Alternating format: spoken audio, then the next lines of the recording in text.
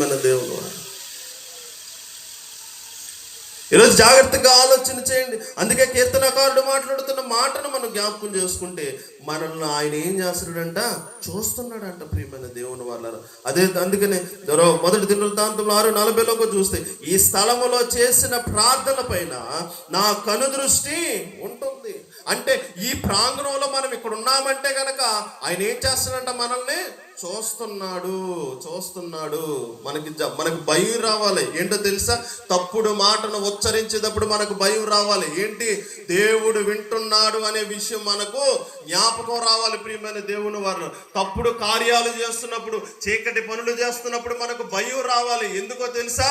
ప్రభువు చూస్తున్నాడు అనేది విషయం మనకు తెలియాలి. ప్రియమైన దేవుని వాళ్ళరా, ఎందుకంటే ఆయన సజీవుడు గనుక, తీర్పు తీర్చే దేవుడు గనుక మనమందరము కూడా ఆయనకి ఏం చేయాలి తెలుసా?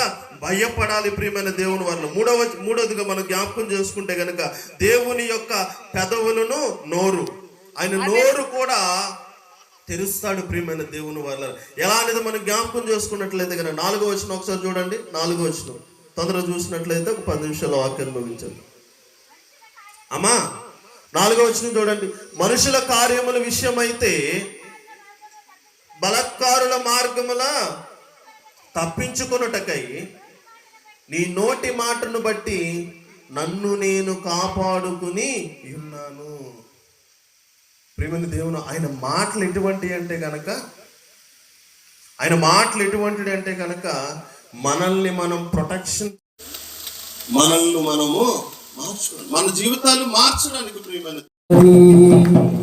లోకపు కడలిలో లోతున పడి ఉన్న లేపగ యేసు చెయ్యి చాచి ఉన్నది.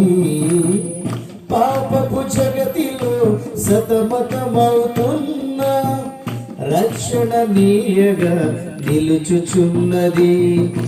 ప్రేమ మాట విని యేసు బట్టలు నీకొస్తే మంచిది. బట్టలు నీకొచ్చి మాట మారకుంటే చాలా మంచిది.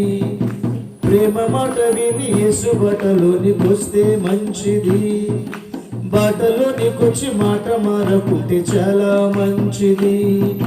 యేసు మాట విని మనసు మార్చుకుంటే ఇంకా మంచిది, మరీ మంచిది, ఇంకా మంచిది, మరీ మంచిది. మారాలి మన పాత రోత బ్రతుకు మారాలి. చేరాలి యేసుని పాదాల చెంత చేరాలి. దేవునికి స్తోత్రం.